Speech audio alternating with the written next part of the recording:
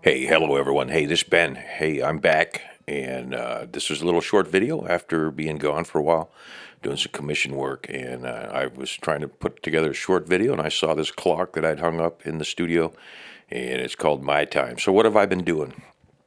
I've been carving these things. They are panels that are going on furniture, and here's some panels from the background. And here is the carving project with the several panels that are going to go on some large pieces of furniture for a lodge up here, and a crown that sits up on the top of about a 9 or 10 foot cabinet. And each of these pieces, there were multiple pieces, and it took me about 6 weeks. So there I am with Mario, and Mario is the owner of the Lune collection down in Milwaukee. They're building cabinets. There's going to be a link down there below. I'm showing him how the crown goes in there on one of those panels. But check those guys out. It's a wonderful operation, family owned down in Milwaukee, and they're building the cabinets. So here's the final finish test that we did that day down at their shop with the designer who commissioned both of us to do this, and I was done independently. So if you remember a while back, there was some shields that were done. So I had this blank here, and I did not have a clock in the studio. So while I was out with my grandson one day, goofing around, we found this little clock. He likes clocks. And I had drilled or put a hole in this and just hung it on the wall. So while looking at a short project, I was thinking of doing some gnomes for Geordie Johnson along those lines.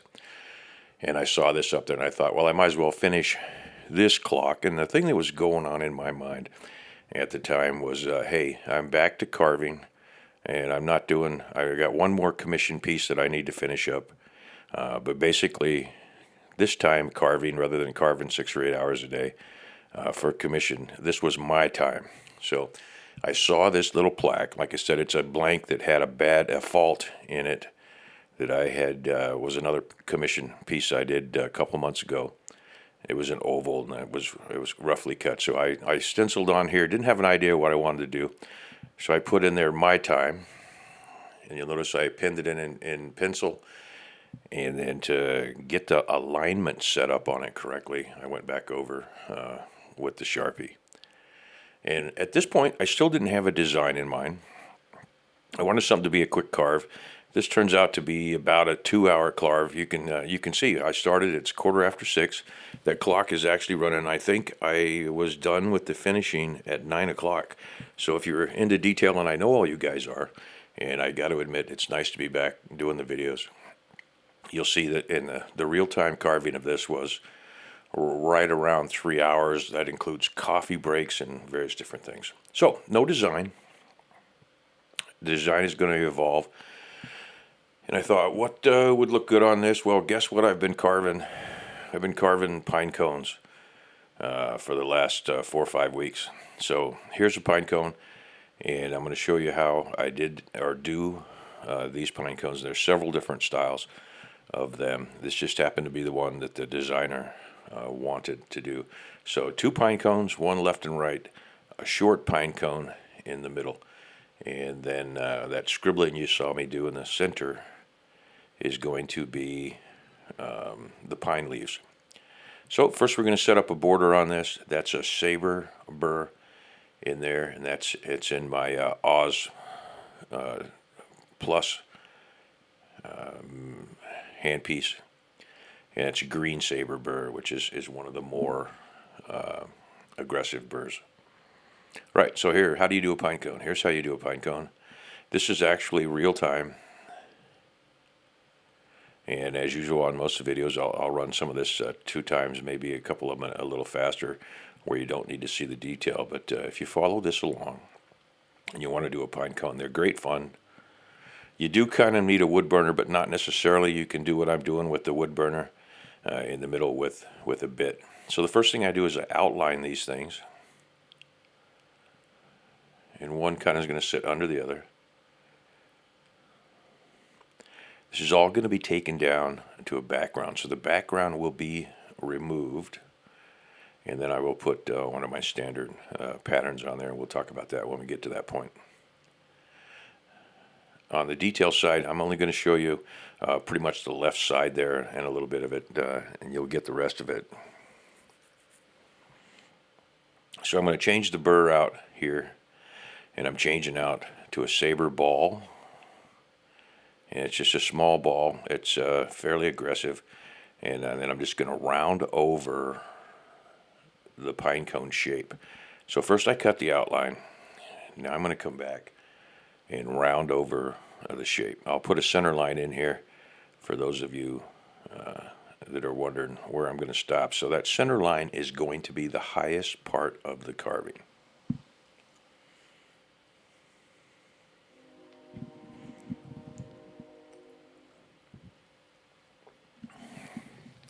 And there you got part of the coffee break. And again, this was kind of significant or interesting in the fact that I named it My Time, and a little bit of a play on words there. So I'm just lightly rounding it over. This is going to leave a little bit of a ridge on these, but I'm leaving the line in the middle in the center point. I am kind of running on the outside of that line that I carved down there where I set the depth in. And the reason is that will all go away, leaving a background lower and the pine cone standing sort of proud. And here's where we kicked into 2 times the speed just to show you what we got going here.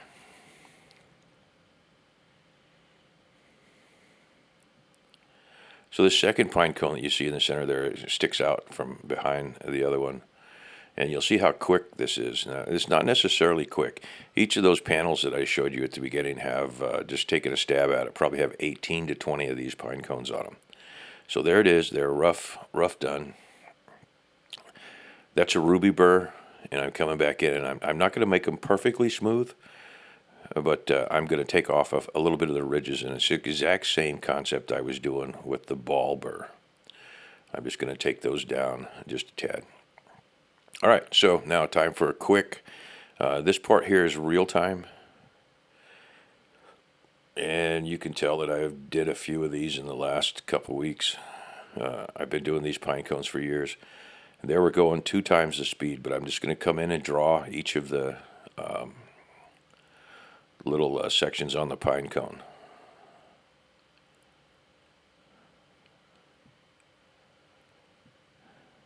I could actually do this with the wood burner when I get to that point where I'm using the wood burner to set the lines. And as an added benefit, it kind of leaves a dark shadow in there. But if I were to do it with the burner, which you see right there, that's my burner from JPL Enterprises over in Minnesota there. Great guy, Pat. I highly encourage if you buy something from Pat. He's a small business owned, and he's not making the hand pieces anymore. He's just doing, or the power pieces, he's only doing the wood burners. And it's an Ultima, and I think it's an Ultima 2, heck, I don't remember, but it's a dual burner. It's got the 2 pins on there. And you'll have to watch some of the other videos if you want to see what I'm doing with those pins. But I'm really just following, I don't have to think at this point. I'm following the lines. You can barely see them, the pencil lines. And I'll work down one side for the angle so I don't have to turn things around and around. And then I'll come back and I'll finish that out. Those of you that have seen my videos before, you know I like to use the wood burning pen, and I use it primarily as a stop cut tool. So I could take a veiner or a V-gouge and do the exact same thing.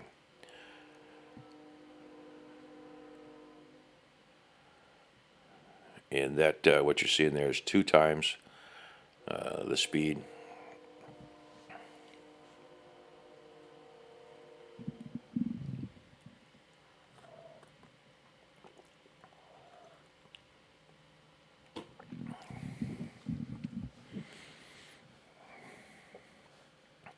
This, without the depth and the carving on that, you could get away with just burning one of these on there. For those of you that are in the pyrography and that sort of stuff, you could go back and do the shading and the whole 9 yards.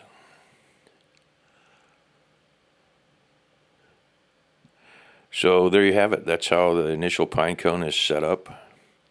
You saw the quick design half an hour ago, or half an hour before this video started. I didn't have any idea what I was going to do. Like I said, I was thinking of doing one of Jordy's gnomes. Hi, Jordy, and him and Just Carve Rob. We're doing some gnomes. And hello, Just Carve Rob. I know it's been a while since you guys have seen me on there. I have been following what you guys are up to. So here is a ruby burr again, and if you look at these pine cones, the leaves that are on the cone, for lack of better reference, to the part that opens up and holds the seed, they're not completely flat. And you see I'm going back just in the pocket where the one would be inset back in the back. That gives, and I'm also rounding over that leaf just a tad. I'm not getting real concerned about the finish. I want it to have a little bit of a leaf on there. I am going with the direction of the cone so that the pattern that's left on that flows in the direction like it would flow if these pine cones. You can do, and I think I've done a couple of pine cones looking back in the videos, probably 100, 150 videos back there, but if you look back, I have done a few pine cones where the leaves are really opened up, and depending upon the type of tree or pine cone that it is, these will have a little fork on the end of them, and they'll be standing quite proud. But this is what we would call a low relief carving. And again, I'm not going to do the 4 of the pine cones. I'm just going to show you the one, and then what I do to get to the finished process. I got to admit, it's good to be back doing these videos in this my time. So here is going to be the pine cone leaves section, and they're not anatomically correct. They do a nice job of doing the layout on there. So I went back to the saber round burr. This is a little bit larger one, and I'm starting to set the background. I'm doing the rough outline on those leaves and leaving that proud, which is what I'm doing right there. But then you see right in here, I'm cutting the actual background, and I'm cutting the background down. And I will go over that background one more time, and I'll show you a little trick to make the carving look professional and to make the carving read correctly. So that's all background that I'm cutting out right there. And at this point, I'm not doing a direction with it, and I'll show you the direction part when we get to that.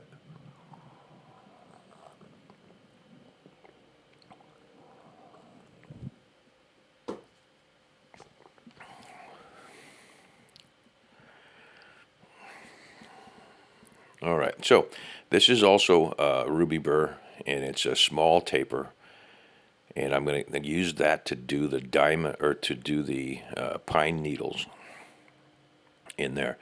And those of you that have looked at different, when I do feathers are done quite a bit the same way, and hair on a lot of the owls and the birds, and then on the gnomes that we were doing here a while back. This is the same thing. So if you're going to put a beard in on, say, an old spirit man, this is a perfect tool for doing that, and it's the exact same thing. Only difference is I'm leaving them a little bit square, and I'm going to come over these with a stone, but now I'm laying out the primary direction of the pine needles, and then the leaves. And I'm keeping in mind that a pine needle in this instance here would be a 1/4 inch long, give or take. All right, so now there's the stone. That's just a ceramic stone, and this one's pretty old. It's got a little bit of a burn up to it, and I like that because it does 2 things. It cuts those fine lines in there, and then secondary, you can see it smoking. It does a little bit of a burn work, and in this case, when I finish this one, I'm just going to put a shellac on it, and these will read through that finish quite well. Now, if you remember looking back at the commission work I did there that had the leaves and that sort of stuff in it, it's done in the exact same style as this, but they put a dark stain on that per the designer's specification, that block you saw at the beginning was the test stains on a test piece that I gave them. And we still have the carving still reads. It still has the leaves in there. They're just a little bit darker in the background because of the stain. But this is also leaving, in addition to the burn marks, which you can really see here, is leaving a fine line that if you were to completely stain or paint that would show up. And I call that stoning over, and I use it primarily for bird feathers and decoys. But in this case, we're putting it in as the pine cone. And again, you could use this.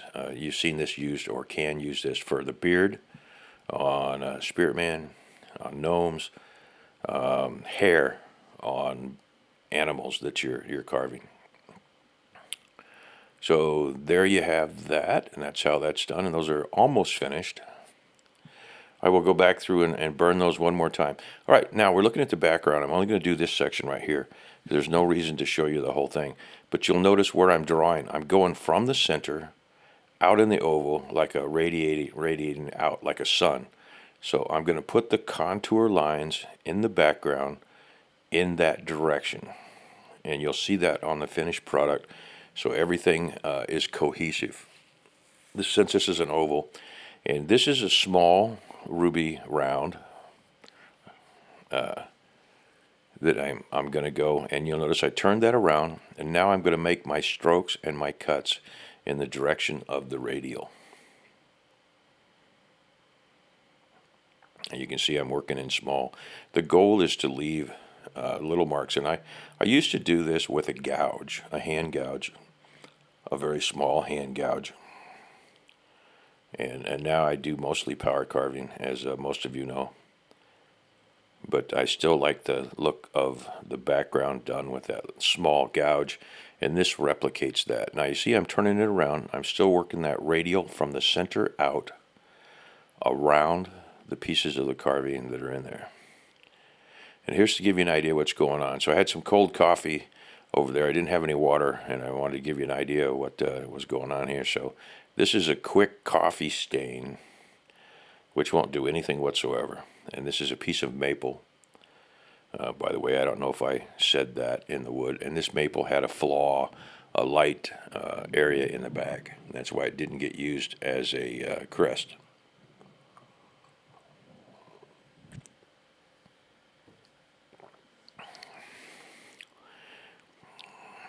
And the only reason I used the coffee was not for the stain purposes. If you're going to use coffee as a stain, it will work. However, you need to use a really dark blend, and the older the better. I mean, I'm talking 2 or 3 days where the water has a chance to evaporate out of it. If you want to see some stuff, Mike over at Stennis Sticks built some stains that he likes to use. I am a big fan of those stains also. A little steel wool in coffee, a little steel wool thrown into some tea will give you a really neat oxide color. So you're starting to see this part of the carving is primarily done, with the exception of I'll probably do one more burn pass. But the background is done, and you can see right there in the corner where it says My Time. That's where I did not, it's not finished, but that's going to give you an idea of how the whole thing is going to go. And see those directional lines I was talking about in the background? They radiate from the center in the oval out. So now I think I'm running all this relatively quickly. I went back again to that saber taper, and now I'm going to cut all the rest of the design elements out of this.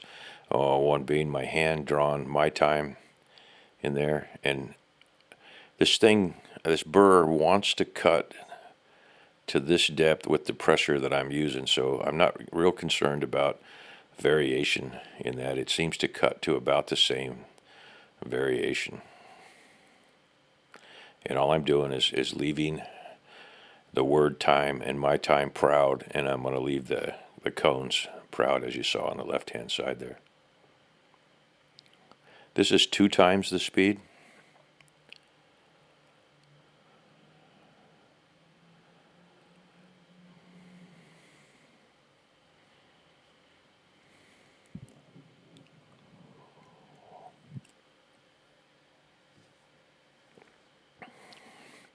And I'm going to switch over to the little cut-saw ball or burr. And now I'm going around and just taking the background down. I love to use the balls or the spheres, and the reason is I can cut in any general direction with them. So I can use this, and someone made a pretty good analogy here a while back on one of the comments, and they said it looks like you're using those tools like you would a pencil. And that kind of made sense to me. And then I got to thinking about it, and I thought more aptly, I'm using this as an eraser. So I'm just using this tool, and I'm using it lightly. I'm not holding it. There's no stress, or hard. There's no stress involved in it. And I'm just erasing the parts of the wood to get down to the background that I want. So one thing that's interesting in art, when you're drawing, you can erase and you can put those lines back in. When you're doing clay work, you can take it away and then you can add more clay to it on your sculpture. When you're doing wood sculpture, it's a subtractive art. And once you take it away, it's very difficult to put it back. It can be done. You can repair sections of a carving that you screwed up, but it takes a little bit of special skill and technique to make that occur. So wood sculpting is a subtractive art. And at this point, I'm not real concerned about the direction that I'm cutting, although I am kind of trying to stay in that radial deal so I don't have to do one more pass on it. As few passes as you can get away with, the better.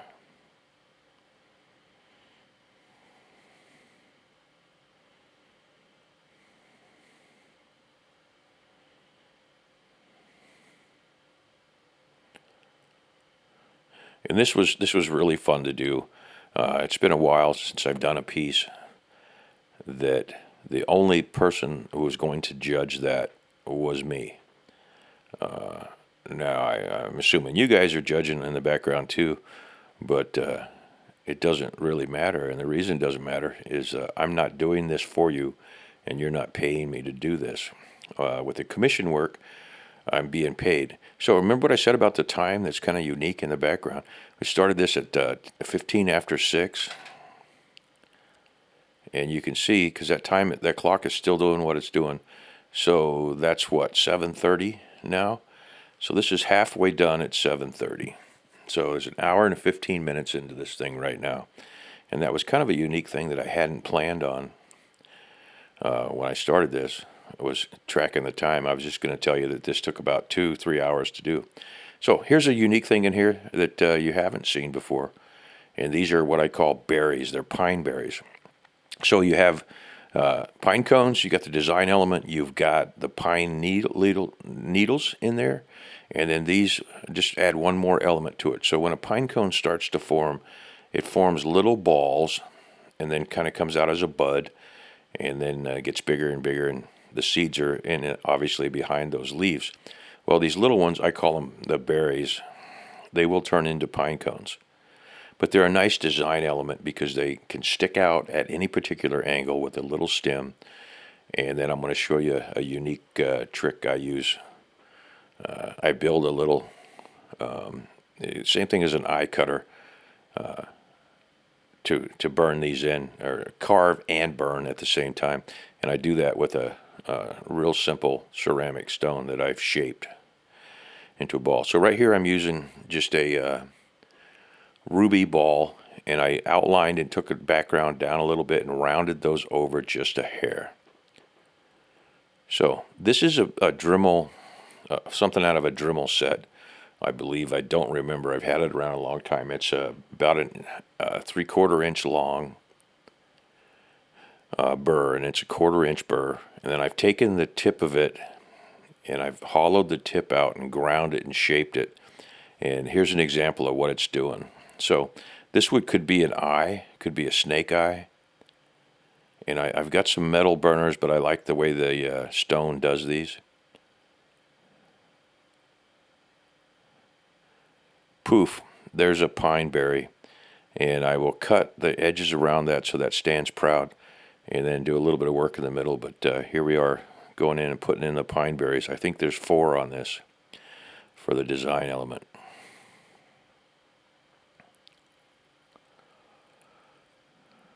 And I'm just freehanding the shape here. I basically start out with 2, then go to 3, and then taper back down to 1 at the end.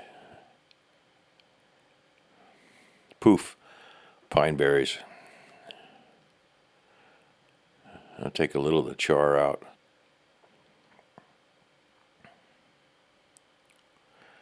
So now I'm going to come back in. I'm going to put the stem in where those are coming. I'm going to run them right outside of that those pine leaves. And this one I'm just going to bring from behind the pine cone. Now on the side, I'm not going to outline the whole thing, but I'm going to put some highlights around the berry. If I were to outline the whole thing, it would look kind of fraudulent and look incomplete, look like coloring. But with just putting a few of these lines in there, or highlighting a few edges, it gives it a dimensional look to it. So all the carving's done. I didn't do any sanding on it per se. This is some amber shellac, and I'm only going to put 1 coat on it.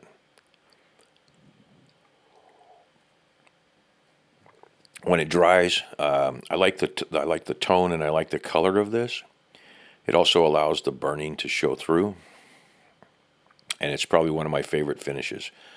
I will put shellac on a lot of things, and then as a sealer, and then you can go ahead and do your painting or whatever you need over that, but I like the shellac by itself too. When this is dry, in about a half an hour, I will take some 4/0 steel wool and smooth it down just a tad and make it a real smooth surface, and then I will take some furniture wax, finishing wax, and put a couple coats on that, and it comes up with a really beautiful finish, as you saw in the beginning, and then you'll see again here in just a minute or so when this is done. So now we went to 4 times the speed because nobody needs to see someone painting, watching paint dry.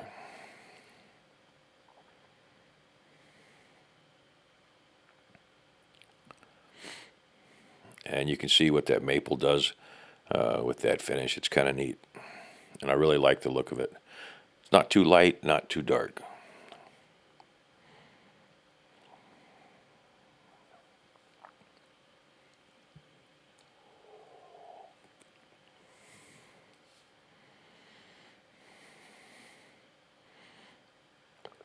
I am back to carving. Like I said, I do have one more commission project that I'll be doing next week. I'm back in Iowa this week. Then I have 3 weeks off. We still have snow on the ground in northern Wisconsin. We do not have snow on the ground in Iowa, but it looks like summer and spring. It was 65 degrees up here yesterday, or down here, and people are starting to clean up their yards and do the planting. I'll do that when I get back home next week. And like I said, I have 3 weeks off, so you'll see a couple of videos during that time. And that time will be, as this clock says, and this is just a clock in the studio. I noticed I didn't have one here a while back, or in the stuga. I didn't have a clock, and I didn't know what time it was, and I didn't feel like reaching for my phone to see what time it was. So the grandson and I were out one day, and we saw a clock. He likes clocks. We bought it. I think it was $10, probably Hobby Lobby or Michael's. So there you go. There's my time. It's not dried. I'm going to let it dry, put a coat of wax on it. You can see the snow in the background out the window there still. There it is, completely finished, and there's a time for you. So 9:45. So we started this at 6:15 this morning. That clock is actually accurate, and there you go, 3 hours. Hey, as always, click like, leave a comment, and thanks for watching. This has been Ben with Studio on the Lake.